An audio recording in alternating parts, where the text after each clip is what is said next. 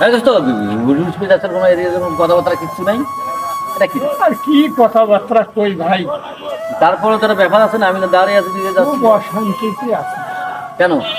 কি রকম? সংসার জীবনে। ওই যে পেঁয়াজ খেলে লবণ নাই, লবণ খেলে তেল নাই, এটা নাই ওটা নাই, হ্যাঁ, খুব ব্যস্ত।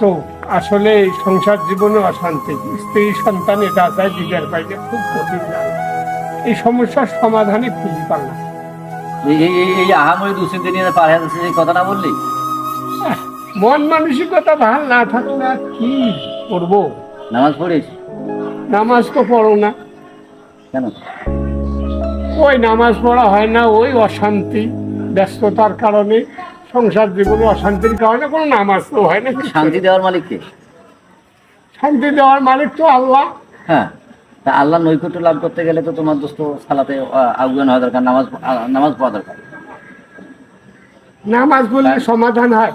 অবশ্যই দেওয়ার মালিক যিনি, তোমাকে সন্তুষ্ট রাখবে তিনি। এই যে অশান্তি মন থেকে সবগুলো দূরে যাবে।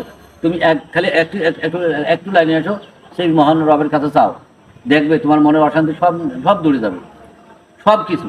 মানে তাই পাঁচ ওয়াক্ত নামাজ পড়ে আল্লাহর কাছে চাইলে সব সমস্যার সমাধান। ইনশাল্লাহ ইনশাল্লাহ তোমার সব কাজ থেকে দূরে থাকবে, অসৎ কাজ থেকে দূরে থাকবে, সৎ কাজে নির্দেশনা পাবে, এবং তুমি আগ্রহ হবে মনের যা শান্তি কামনা করতে তো মহান রব্বুল আলামিন তোমাকে অবশ্যই দিয়ে দেবেন। উনি সব নিয়ন্ত্রণ করেন, তোমার অন্তর্যামী উনি, তোমার অন্তরের সংবাদ উনি জানেন।